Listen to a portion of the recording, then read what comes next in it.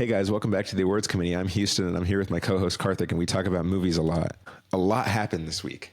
We both saw Sentimental Value, the best movie of 2025, barring Marty Supreme being a generational masterclass. What did you think of Sentimental Value? I thought it was really good. I mean, at first I didn't understand it, and you kind of explained it to me, and I kind of searched it up the ending and explained. But I thought it was good. I felt like Renee wasn't in it as much as I hoped for, and I feel like it was morally just the Skarsgård actor. I saw more Ellie Fanning than I expected, but it was still, Yeah. I didn't. I'm interested in how like Ellie Fanning just all of a sudden got really popular, got in so many films for the past like 1 month or so. Well, yeah, because she was in Predator Badlands. I forgot about that. I was honestly really happy with how much screen time she got.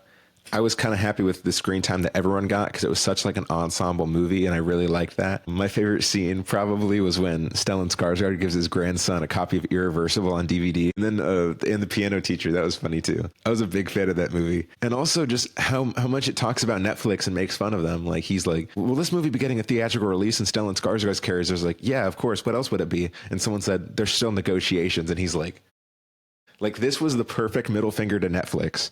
I'm so glad that they did this because Netflix sucks and they don't know how to put their movies in full theatrical releases.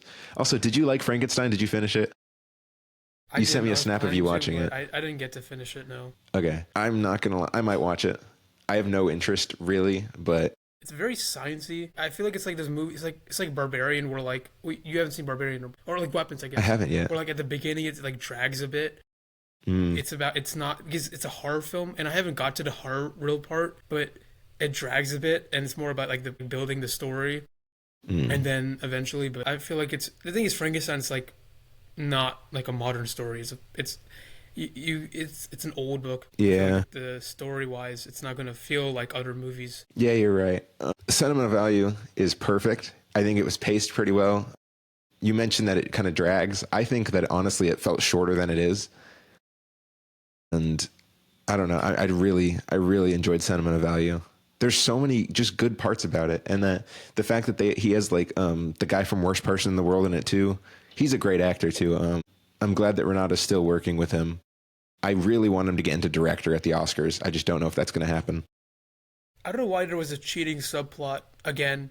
Like Again, what yeah, the but hell it's was that? it's him this time. I thought of that earlier today. I was like, how funny is it that he's the one cheating this time instead of her? Yeah, I don't know. That was a funny, funny. I thought it was both of them cheating. They were both cheating on their. Renata wasn't with anyone. Nora, her character. Yeah, but I was definitely a big fan of Sentimental Value. I think it's the best movie of this year. I really like the Netflix commentary, and also when he wanted to have that conversation with his DP, and he was like, "Netflix wants a say in it. Netflix wants to choose the cinematographer. Like that's crazy." But then again, like streaming services are so greedy now. Like Denis isn't getting Final Cut and Bond 26. Like that's kind of crazy. Denis Villeneuve, the best working director today, probably. One of at least. I don't Yeah, know. I need to watch the rest of his filmography because from what I've seen, like he's really good. I still have not seen Dune, which is crazy to admit. you should watch it back to back with Dune Messiah if you ever can. I don't think I could sit that long, but I'll definitely I'll have seen both before Dune Messiah comes out. Is it going to be Dune Messiah or is it going to be Dune Part 3? Dune Part 3, I think, like Okay. officially. But yeah, for Sentimental Value, these are the awards that I have it in for: picture, director, lead actress Renata Rynsva. My actor predictions I need to change, but there's no one in there. Stellan Skarsgård for supporting actor, and Elle Fanning and Inga Ibsdottir Lilius, who played the sister Agnes in supporting actress. So two Sentimental Value nominations in supporting actress, just for Ariana Grande to win. I'm mad, but and then I have it in screenplay. I have it in. I don't have it in editing anymore. I guess that's all I have it in. Yeah. So that's how many nominations? One, two, three, four, five, six, seven. Seven nominations. That's not bad. Yeah, I have it. What I for at least for sentimental value, I have it for best picture nomination. All these are nominations. Best director, and I think that might be it. Or no, an original screenplay. Mm. I don't see. Yeah, and an international feature. I don't know. I'm kind of skeptical with it since it's an international film. If it wasn't, I'd be way more liberal where she's placed, but or where it's Yeah, I placed. mean, a lot of international movies do get love. I mean, Worst Person in the World got a Best Picture nomination last year, or the year it came out. I'm 99% sure. Worst Person I don't remember in that. the World nominations. I would love it if it would. Google AI doesn't show me. It got nominated for Best Original Screenplay and Best International Feature. Yeah, but it didn't win So, okay, never Best mind. Picture. I thought it did. I guess I remembered wrong. But I think it was just an accident. It could also be in Best Picture because it won the Palme d'Or at Cannes. No movie has won the Palme d'Or and not been in Best Picture since 2005, and that was a documentary. I think that it's probably going to be in there. People are thinking Jafar Panahi could be in director. I think in terms of narrative, 100% he could. But I think it's such a tight race that until I see it was just an accident because I have not caught it yet. I'm going to keep him out of my director nominations just because basically his whole story was he was banned from the Iranian government for making movies. He made a movie in secret and it won the Palme at Cannes. So he's got the narrative behind him 100%. But I just don't know if I don't know. I don't see him being nominated in such a tight race. I definitely think people will talk about it, especially since the controversy and all that. People talk about it. There's been a lot of stuff, but I mean, the people that are nominating Jafar Panahi for director are the same people that are putting like Kate Hudson in an actress, or people are saying Ethan Hawke in Blue Moon, the new Linklater movie with Margaret Qualley and Ethan Hawke. Yeah. I don't see that. I don't see like, unless it's like a crazy like Jamie Lee Curtis legacy nomination. Apparently he's amazing in it, but it was a movie that has no buzz basically. I think it went to New York Film Festival or something, and then it got a 3-day like release or something. It was playing at my AMC for like a week. Movies play at my AMC for like months.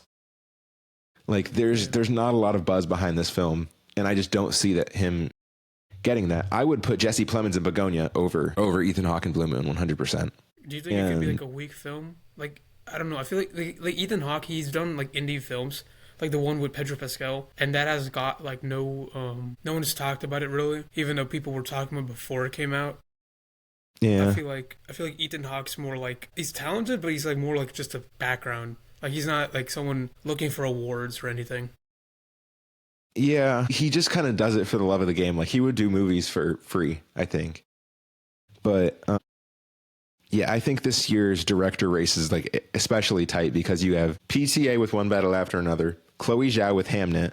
The Oscars love Chloe Zhao. The Oscars are going to love Hamnet. Ryan Coogler, Sinners. Sentimental Value, Joachim Trier, hopefully, and Josh Safdie for Marty Supreme. If Marty Supreme is as good as people think it is, as much as I think it could be, Josh Safdie better get nominated for Best Director. Okay, so are we gonna look through Best Picture nominations? We can. They haven't really changed in the last week. Well, see, this is my predictions. Marty Supreme at number one. Sinners, Wicked 3 or Wicked 2, One Battle After Another, Avatar 3, Michael, Begonia, Rental Michael? Family, and then Sentimental Value. Did you say Michael? That comes out next year. Really? Wait, Michael comes out in April. I thought it was December. Okay. Wait, so you have Marty Supreme at number one? I'm still used to the original schedule. I'm still Oh thinking. yeah, about the I original remember it was release date. supposed to come out. So Marty Yeah. Supreme at number one. I just don't see the reason I don't have Marty Supreme winning is because I don't think there's anything else that it could win. I think PTA has director on lock, and if he doesn't, it's going to be Chloe Zhao. I don't think Marty Supreme is like a screenplay movie. I think it's an editing movie. I think it's a directing. It'll get you a directing nomination. But if you're not going to win director and like screenplay, I don't see it winning picture. I feel like it need to have like a huge package of awards for that. Yeah, maybe. That's why One Battle After Another is my number one for Best Picture. I mean, Sentimental Value is my favorite film of the year, and it's at 6 for me. I have Wicked for good over Sentimental Value, Yeah. which I still have not seen yet. I tried sitting through Wicked this morning, and I'm not going to lie to you, I just couldn't do it. I can't watch musicals in general. I like musicals. It's just I hate the cast. I hate Ariana Grande. I hate Cynthia. Have you seen these interviews, man? They're horrible. I don't. They are horrible. It's so cringy. It's like Look at this. Go away, bro. Like, I don't like either of them. I don't want to be I anywhere hate near both them. of them. Terrible casting choice. And then they got SpongeBob as the little munchkin guy. Like, what are we doing here? Well, Ethan Slater, I've seen one clip. I haven't watched Wicked 2, but I've seen a clip from Wicked 2, and there's like him yell, like him like Yeah, yeah, that going part. insane or something. Have you seen the clip? It was like him going Yeah. insane or whatever, and over like the Wicked Witch, and I thought You're that was pretty good insane. You're in acting for pain. someone. Like what I'm saying is, like, I think as much as I thought Ethan Slater was a loser. I mean, I thought he was pretty. I thought he was pretty good for what he did for what I saw. so, whatever. There's so many like random celebrities that get famous, like Jonathan Bailey, Odessa Zion, all these like random I think she's kind of a actors. nepo friend. I mean, Nepo friend. yeah. I mean, She was in some stuff before. It was just she that was this in the only Until time Dawn movie I've that seen came her. out this year. Oh yeah, and well that was shit. That movie's. Did you watch it? No, I heard bad things though. I went on a first date and I left halfway through because it was that bad. Really? Yeah. The trailer looked so good. I was so disappointed when I heard bad things about it. Yeah. It was nothing like the game. It sucked. It was one of those time loop like horror movies. The cinematography looked kind of neat.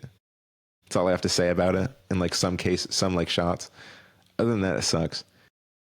But there was one good joke where the character like finds this like tape in like this like garage, and he's like, "Oh my god, I wonder what this is." And then he puts it in, and it's like just like loud moaning and stuff. I thought that was funny, and then I left because like I was like, "This movie sucks." But was that the worst movie I've seen this year? No, it was not, because I sat through The Monkey by Osgood Perkins. That movie took years off my life. I saw it a week and a half early at a Dolby screening, and I was like, are we serious? And I was like, oh, Adam Scott's in this. He's in it for 2 minutes. Oh my God, Elijah Wood is in it. I forgot that Elijah Wood is in it. As they advertised it like crazy. He's in it for 5 minutes. Did they spend the entire budget on, why are we giving Osgood Perkins money? I genuinely don't get it. If his dad was not Norman Bates, then he wouldn't be he wouldn't be getting Blake checks. I refuse to watch Longlegs. I know that I'm not going to like that. Like, I didn't like that movie. The hate trailer it. was so much different from the actual film, and the third act, like the reveal of who like the villain was or whatever, was like horrible. I didn't like. It was just boring as hell. Yeah, and then his new movie came out, Keeper, and then he's got another one with Nicole Kidman coming out next year. It's like, why can't we How get does he good make so many directors making films? movies this much? No one has that many opportunities that fast. He has so many trailers that are. I don't get it. Yeah, no, it's ridiculous. And Bong Joon-ho said Keeper is like a masterpiece or something like that. And I'm like, There was people that were like glazing Running Man, like a bunch of directors who were glazing it. Apparently, that's what the marketing team said, or the actors. But no one likes it now. When it came out, no one has been Yeah. praising it at all. I feel like people were just too up their ass or something. I'll probably see it when it comes out on digital. I just have no interest really in seeing it much. I'd see like some random night where I'm bored and I want an like cheap action film. Yeah, that actually sounds like a pretty good idea. I'm just watching Wicked so I can maybe go see Wicked for good in theaters, potentially. I am seeing Eternity next Wednesday, and I'm seeing Zootopia 2 probably like Tuesday or something like that. Should be pretty fun. Whatever, if I see Zootopia 2 on Tuesday, then Eternity Wednesday will be my 50th visit to the movies this year, Yeah. which is crazy. I've been 50 times. Rental Family, that's next. What did you think of Rental Family? Wait. One thing I want to make point is like you talk about worst films. Tron Ares, I feel like is my worst film. Like there's Karate Kid Legends. That was just bad. That was just like Forgot about that movie because I had the Benson that Boone was song in it. horrible. That was horrible. But I mean, there were some good like character. Dude, Okay, only the girl was good. Only the girl was good at her like job. The guy was like trying, but you know, it was whatever. Ben's character, I think it's his actor's name, but Ben's actor, or him, he tried with what he had, but in general, the entire thing was just dog shit. yeah. There was some slop this year, 100%. Strangers Chapter like- 2, but the worst. I think the genuinely worst movie that I've seen this year that's not The Monkey is Honey Don't. That movie, on paper, it would be my favorite movie of all time. On paper. However, it's terrible. I watched it. I went to a double feature and I saw this movie and then 40-Year-Old Virgin. And I've seen 40-Year-Old Virgin like 5 times. It's one of my favorite comedies of all time. But this movie took years off of my life. It is an hour and 29 minutes. And it's got a phenomenal cast. I mean, Chris Evans is really good in it. Margaret Qualley is pretty good in it. Aubrey Plaza is pretty good in it. But like, how do you fumble that bad? You have such a good cast. Ethan Cohen is a leech to his much more talented brother, and he's a cuck. His wife is a lesbian. Are we serious? And she writes movies about lesbians. Mean? He directs movies that she writes. She writes these like lesbian movies, and he's like, "Oh yeah, I can't wait to." It just makes him look like a creep. It does. And they're in like an open marriage. I'm like, I'm sorry. It's not my place to judge other people's relationships. But you made No Country for Old Men. You need to lock in. You made Fargo. You made The Big Lebowski. Which isn't my favorite comedy, low key, but what was that other movie I really like? I don't like the Coen brothers. I forgot. Burn After Reading, but like I didn't really like that movie that much. Yeah. So, what did you think about Rental Family? I got off topic, very off topic. Wait, but I need to say something about Tron Ares. Oh yeah, that movie was terrible. Okay, that just destroyed friggin' all of what Legacy had. I know you didn't see any of the Tron films, but it destroyed all of what Legacy had. Wanted to see Kevin Flynn so bad. I wanted to see Quark so bad, but they were only there for like the last, like they were only there like as a cliffhanger thing, and I was like, I'm not I don't know. I don't want Jared Leto. I'm tired of him. I'm so tired of seeing his face. I'm so tired of seeing like him being so relevant. I don't know why he's in like I don't know if he's gonna be in that Gundam film or some other film, or I don't know. He's gonna be in another adaptation. I'm like, I don't know how he still keeps getting roles. I don't know. He's not blacklisted. He's definitely like, I don't know. He's worshiping Satan or something. He's doing something. I don't know. Crazy. But it's always the bad creepy people that are actors too. Like we couldn't have kept around. Like you had to keep around Jared Leto, like the creepy guy that was doing a bunch of bad stuff and is a bad actor. You couldn't have kept the good actors that were doing bad stuff. Exactly. It's like I'd love to see Kevin Spacey in some new stuff. I'm not gonna lie. And there's your clip of the week. I'm serious, man. He was great in Seven. Yeah, true. I don't know. Like I can't comprehend Jared Leto's career. I don't know how it's like a thing. Yeah, man. Yeah. So about Rental Family, I really liked it. I'm like a sucker for emotional films, so that's just like it's just easy for me to like it. But I don't know. I thought it was really good. I thought it was, I don't know. I think it's gonna get an Oscar nomination, even though it's not like there's not much buzz around it. I feel like there might be like a sneak in, but that's just me being hopeful, I guess.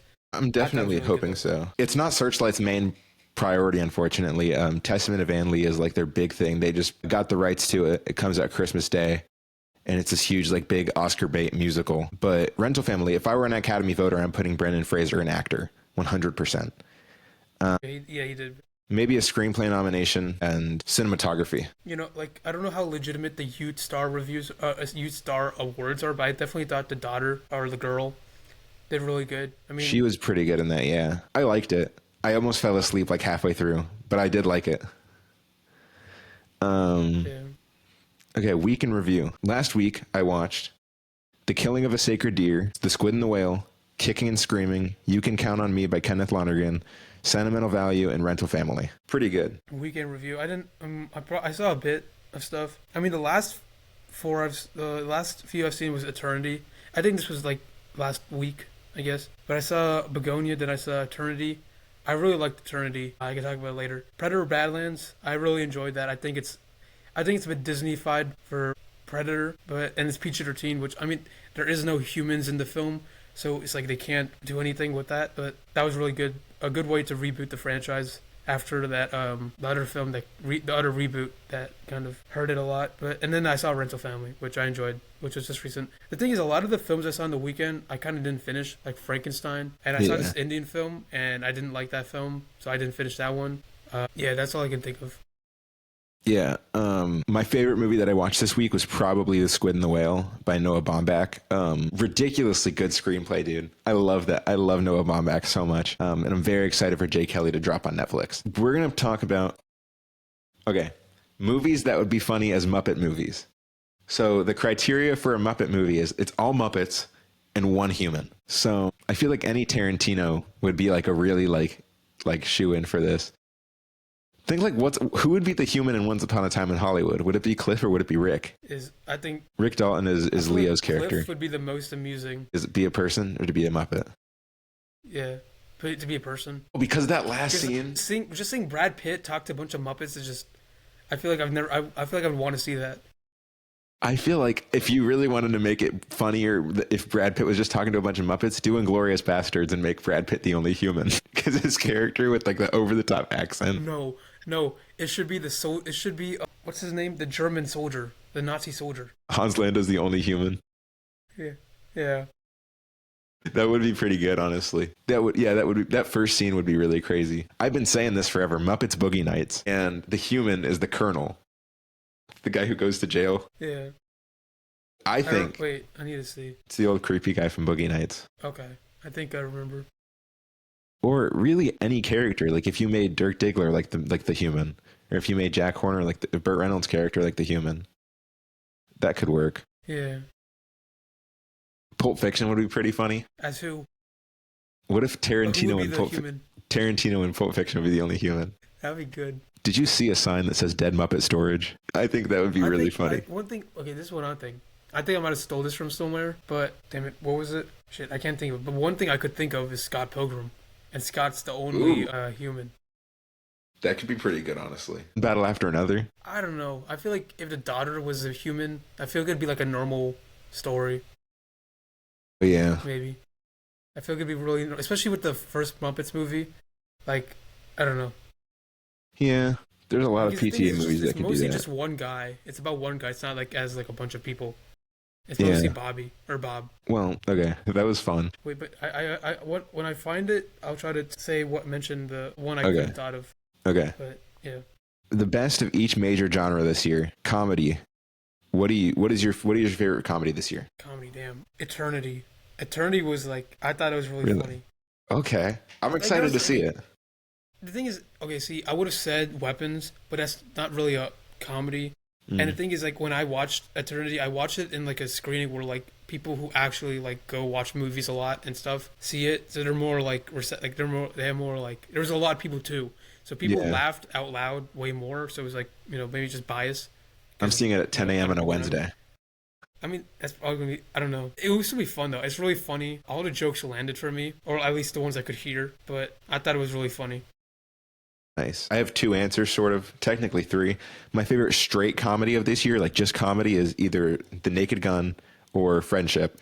Friendship and The Naked Gun are the two most I've ever laughed in a movie theater, like ever.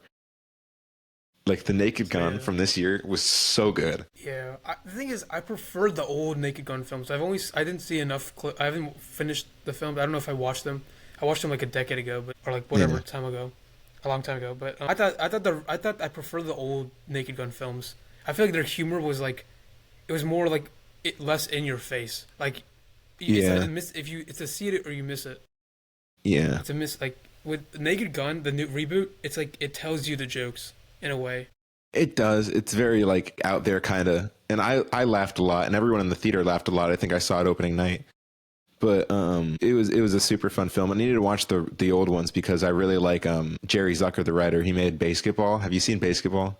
Not yet. Dude, it's so good. I love that movie. But yeah, and then the second one is Friendship, which I saw in theaters also. I thought Friendship was really, really funny movie. However, it goes on for a while. Like it drags near the second half. Yeah. After like the subway scene. Though. I think that's the point because like it's a friendship that like awkward friendships generally feel like longer than they should be. Yeah, when you explain it like that, it's pretty good. But like, I don't know. I just felt like it could have been like 90 minutes, and it was only 100 minutes, and it still felt like 2 hours. So I don't know. But my favorite comedy movie, like if it could be like a rom-com, like a sad or like dark comedy, I'm taking Roofman 100%. Roofman was a beautiful movie. Did you saw it, right? Yeah, I saw. Okay, yeah. I really enjoyed it.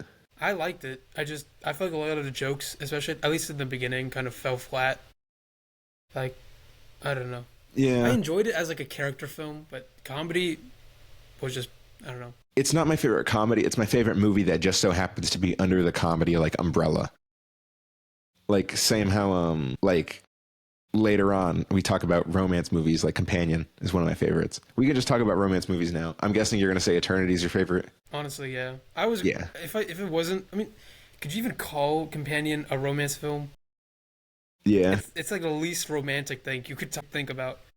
I don't think it's that romantic to I watch. got good memories with that movie. But yeah. I can't believe that was No, this year though. it was I this thought year, it was like a Jake. year ago. Well, technically it was almost a year ago, but I remember going to Uh, the movies to see Companion. That's crazy. I have like crazy nostalgia for like movies that came out this year.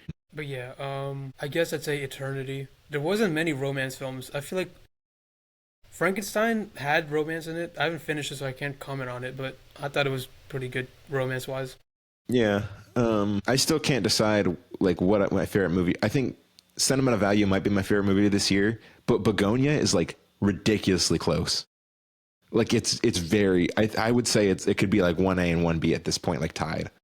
Like I really enjoyed both, and I can't decide which I like more. But drama, One Battle After Another, Begonia, Long Walk. That's like my top three, but not in that order. I would say Begonia, Long Walk, One Battle. What would your favorite like drama Honestly, be? I say Long Walk, One Battle of. Are we going by those three? Just any drama. Like what would your favorite drama this year be? I'd definitely put Long Walk at top, at the first one. I'd say One Battle After Another for second, and Begonia third. I mean, I would have to like relook at it because I mean, Rental Family is a drama, right? Yeah. I would say okay, then maybe Long Walk, Rental Family, and I can't. I mean, I need to find. It's probably a different third one, but for now, I'll just say One Battle After Another. Yeah. Horror is Weapons for Okay, me. well, okay. This is. If you don't count Sinners, I've seen Sinners like 3 or 4 times. I've seen it like I don't know how many times I saw, but I saw I've it a only lot seen of it times. once. Yeah, but Weapons. I need to. What else? I need to find a list. Like I definitely think maybe Weapons might be my top. Well, we had two Osgood Perkins movies this year, so it's a pretty That's tight kind of race. narrowing down the field. Osgood Perkins sucks, bro. I'm Black. very Okay. particular when it comes to my horror directors. Like Jordan Peele, I Oh yeah. like. Zach Kreger, I like. But like Osgood Perkins, any of these like neon horror directors, like Neon's trying to create like a new thing of horror, getting that guy Chris Stuckman to make a movie. Like I don't know. I think Okay, so horror if is a we're going dying by genre. specifically horror elements, like specifically horror elements, I'd say Weapons, Black Phone 2, and then The Long Walk. Long Walk had horror elements. Yeah, it was a horror movie. It was a Stephen King film. Or I mean, it I doesn't wouldn't really say it matter, was like but a horror. I would say it's more of like a drama thriller. dude, people were like, their heads were like exploding. What do you mean? People get shot all the time. Okay, yeah, but you don't see their faces get like Yeah, true. mangled. There were some crazy kills in that movie, actually. Yeah, now that I'm thinking about it. But I'll give an honorable mention. Final Destination was enjoyable. I don't. I walked I know out. people hated that. I know people hated that film. At least Final Destination fans did. Wait, no. Okay, this is really hard for top three. Okay, no, I'm gonna have to redo this list. Maybe okay, we're gonna okay, no, we're gonna exclude Sinners. Sorry, but yeah, if we exclude Sinners, those would be my top three, and Final Destination as my honorable mention. The reason I walked out of Final Destination is because the whole point is there's like a suspense factor to it. Like you're like, oh, what's going to happen? When are they going to die? When I'm seeing it in IMAX and every time a death scene starts, the aspect ratio expands, I know what's coming. I know what's going to happen. So I couldn't do it. I walked out. Yeah, some horror movies shouldn't be in IMAX. Loki. Yeah. And then thrillers, Sinners and Long Walk for me. You think Sinners is a thriller? I mean, it is. I would say it's more of a thriller than a horror. Yeah. I don't know. Maybe I need to rewatch. I do need to rewatch. I mean, it's a horror for people who've never seen horror, but it's a thriller for people who have seen horror. That's what I would say. Yeah, that's a good point. Okay, for thriller, this is my list. Long Walk by thriller standards, Long Walk at top, Sinners at second, and maybe Predator Badlands at third. I think you forgot about Together. Dude, I didn't. It's not on my list. I hated that film. It wasn't. It wasn't all that. It was not very good. And Neon marketed it very well, but you know, remember like the billboard. I don't know why I Yeah. forgot what it was called. Yeah. I remember it was like the couple like kissing or something, like recreating it, and I sent that to you, and you sent it to me at the same time. It was so funny. Okay, we're getting into the game. Needle drop fantasy draft. Basically, we Ooh. draft a team of, do you want to do 5 or 6? Let's keep it at 5. Okay. Let's keep it, yeah.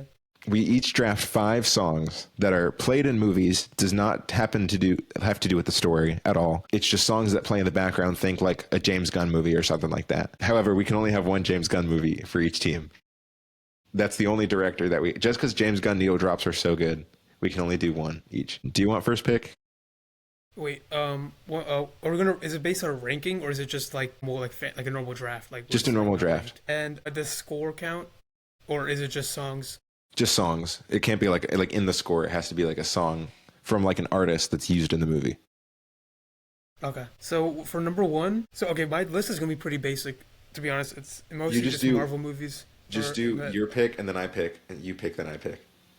Yeah. My number one or my first pick would be "Come and Get Your Love" and Guardians of the Galaxy at the like the first dance sequence That's a good with pick. Star Lord. That's a really good pick. I would go with my favorite needle drop of all time. However, I know that it's probably not going to get picked. So my number one, do I go for a basic one? I mean, whatever speaks to you first. Just to get it out of the way, I'll take Where Is My Mind from Fight Club. I had Just that on my list. Like I had to that get on it out one of the my way. like. That, Just yeah. to, yeah. That's a good one. That was like, it was like it was like the only song in the movie or something. Yeah. Right? And That then, was a really good, it's just a really good needle drop. It's very solid. And it's like pretty like a lot, like well known. I don't know. I think maybe that helps. Maybe that helps my team. Who knows? so my second one, "Times Are Changing" in Watchmen, the intro credits. Ooh. I have not seen that movie actually. But you've never seen the intro credits before? That's No. pretty. It's pretty popular. It's more popular than the actual film. It's the Bob Dylan song? Yeah. Tough. That's a good pull then. I don't know. I think let's that was just probably better than the actual film. let's just draft 7 if you want. I'm cool with 7. Okay. Number 2 is going to be Old Time Rock and Roll from Risky Business. Is it where he's like sliding in the? Dude, that's one of my favorite scenes from that movie. It's probably my favorite scene from that movie. Number 3, or I mean, it's not ranked, but Your Sweet second dreams pick. are made. Sweet dreams are made of these. And X-Men: Days of Future Past, the scene where Quicksilver saves the school. Okay. Okay. For my third pick, I'm assuming you're going to do a lot of Marvel, so I'm just going to take, I'll take Under Pressure from After Sun off the table. That one, I need to watch After Sun again because that song, that needle drop kills me every time I watch it. Yeah. And then I'd say, can I do all of Baby Driver for my other? You can't do all of Baby Driver. You could do one song. Damn, a lot of mine are just superhero films. I'd say "Don't Stop Me Now." Or no, wait. Yeah, is it called? I think it's called "Don't Stop Me Now" by Shaun of the Dead. Yeah, I looked that up and I saw that. I still need to watch Shaun of the Dead. Okay, my number 4, I'm going to take Head Over Heels and Donnie Darko by Tears for Fears. That's one of my favorite needle drops. It's a really good one. I only have 3 more. This one this. is like it's another Marvel film. Not Gun though. So, but I am Iron Man and Iron Man. That's a good one, yeah. Just the end scene.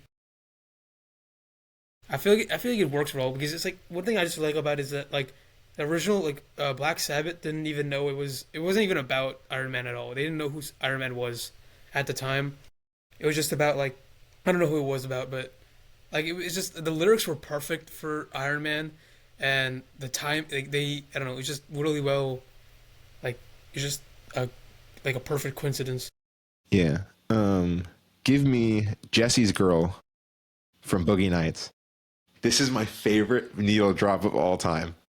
It's so good. They're in this old mansion and they got like a coked out Alfred Molina hanging out with them.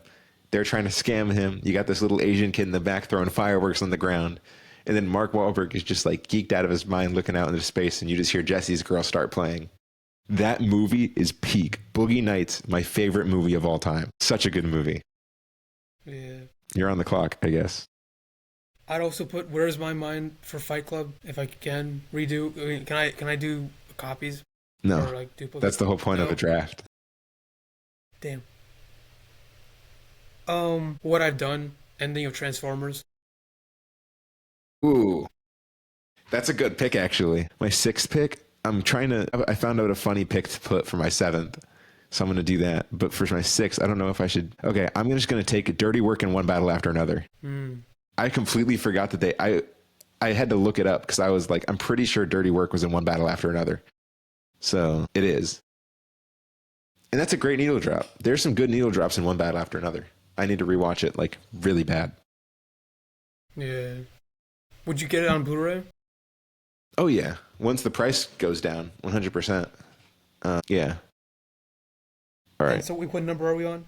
We're on 7. Damn. Okay, so maybe America F Yeah and Team America. That's a good one. I think we yeah, that counts as a needle drop sorta, I guess. We can count it. My number 7. I'm very proud of this one. Give me Firework by Katy Perry in The Interview. Oh no! Damn, I could have thought of that. Same, but different. But still same. Do you ever feel? Bro, oh my god! In my film class, we'd sing that all the time. Because like my class was obsessed with that movie, but I remember watching it in 8th grade, thinking it was the greatest movie of all time. Like genuinely, I was like, "This is the funniest thing I've ever seen." Damn, that was good. You gotta see The Dictator though, the one with yeah, Sacha Baron Cohen. Yeah, it looks pretty funny. Yeah, The Interview was like. That's one of the few 2000s comedies that I have not seen. Really? I've seen like a vast amount of 2000s comedies. Have you seen the Borat films? No, actually, I have no interest. I'm not gonna lie. I just don't think I don't think they appeal to me that much. But leave in the comments whose team you think won. You did your second pick, your last pick, right? Yeah, you went first. Yeah. Okay. I go first. So you. Everyone, put in the comments who you think had the better team. We should definitely like start doing Q&As. I think that'd be pretty fun. So yeah. Last thing we got. This is a much shorter episode. Yeah, this is a much shorter episode than last week. Updated Oscar predictions is the final thing we have for today. Stellan Skarsgård is still not my number 1 for supporting actor. I still have Sean Penn over him. That's fair. I still think he's going to get a nomination. 100%. I think they're 1 and 2. I think it's Sean Penn, Stellan Skarsgård. And if Sean Penn wins this, that's going to be crazy. And I think if he wins it, then it basically becomes like a 100% win for one battle. Actually, no, I think the defining factor between picture is who wins original or adapted screenplay and who wins director. I think those two, because it's going to be a sweep. Hamnet's not winning screenplay just for one battle to win director and picture. It's going to be like an awards package. Like one battle is either sweeping or Hamnet wins. I just don't see a world where they split. And I think I feel like Hamnet's going to try. I don't think it's going to win though. Because I really hope not. It is. Oscar baits don't always win really anymore, at least from what I feel. Yeah, I still have Elle Fanning in supporting actress because she was amazing in Sentimental Value. Inga Ibsdottir Lilius was also amazing. She was really good, and I'd love to see more from her in the future. Ariana Grande is still number 1, unfortunately. Cynthia is still in lead actor.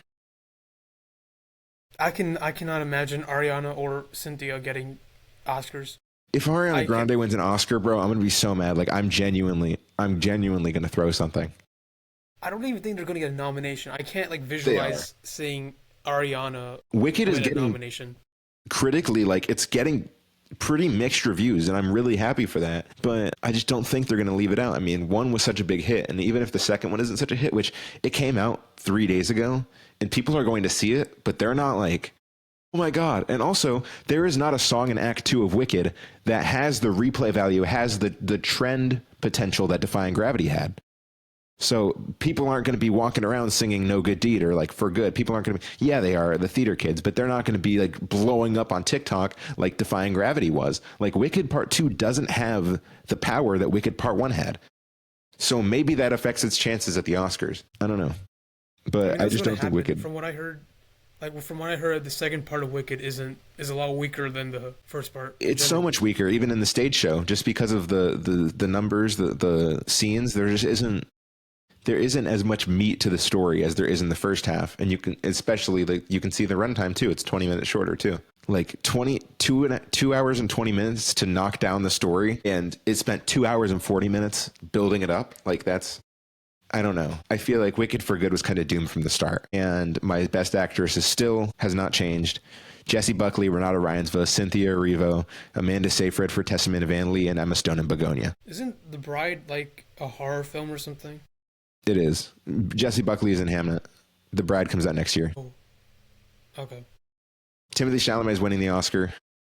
Sean Penn is winning the Oscar. I feel like the acting unless Ariana Grande can get like upset somehow, which the fact that we're saying Ariana Grande could get upset is ridiculous. But unless something big happens in supporting actress, I think all of the nominations are locked this year. All of the acting awards, they're pretty much locks. Sean Penn, Timothy Chalamet, Jessie Buckley. And then the screenplay is a Sinners win, unfortunately, because I really wanted it to be Sentimental Value, but I think it's going to be Sinners. And yeah, that's all I have for today. I definitely think Sinners could win a costume design. A lot of this stuff came from the unfinished Blade film, so technically it's not like I don't know how they're going to decide the costume designer winner because it was really just a loan. Like it was just taken from another production, but I think I think that could win. I think Wicked 2 is going to win production design though. But yeah, and it probably is going to go back to back for costume design unless Frankenstein wins. Oh, that could win. Yeah. Actually, yeah, honestly, maybe Frankenstein. I would put Just, like, Frankenstein old up there. films. That's the thing. Like, I feel like Wicked 2 could also win costume design because both Sinners and Frankenstein are just period pieces. Yeah. There's no like originality. You're just searching on Google what they wore back then. Someone tell Robert Eggers that. He's allergic to making a movie set in the modern day, I swear. Sorry, what'd you say? He's allergic to making movies set in the modern day. Yeah. Like when Robert Eggers makes a movie that's set at least like 100 years ago, I will cancel my A-list subscription and pay for a ticket to go see that movie. A 1940s Eggers film, or like any film before phones but after the Industrial Revolution, would be interesting. Yeah. One last thing I want to talk about on this episode is brand new Glenn Powell film, Margaret Qualley, How to Make a Killing. I'm looking it up right now. I still don't know the plot. Beckett Redfellow, heir to a multi-billion-dollar fortune, will stop at nothing to get what he deserves or what he thinks he deserves. This cast is stacked. Glenn Powell, Margaret Qualley, Zach Woods, Topher Grace, Ed Harris. Like, there is a really, really good cast here, and I'm very excited. I don't know. The cast looks good, but from the first thing I see on Wikipedia, a black comedy based off of it's loosely inspired by a British film. I don't know, because British humor does not work in America. It's only 90 minutes, though. This could either be a flop or it could be really good. A comedy, 90 minutes. Glenn Powell, Margaret Qualley, Zach Woods, Topher Grace gets in, does its thing, gets out. This could be a really good movie. I don't know. Shia LaBeouf's in it too, and Mel Gibson. What? I don't. Is he? Apparently. Oh, I'm not seeing that. It's on the Wikipedia. I'm looking at Letterboxd. This might be the original. It might be an older film. I don't know. Older version of it, but I don't know. Like it's based off a British book or British film. And British humor doesn't work in America. That's why they made another Office film or Office show. Like black comedy, Yeah. British comedy is way too dry for America. I don't know if it's gonna work out here. At least. Yeah, I can see that. Anyways, you think we're good? Yeah, probably. Anyways, that was to this week's episode of the Awards Committee. Thank you for watching. Make sure to stay tuned next week. We're out.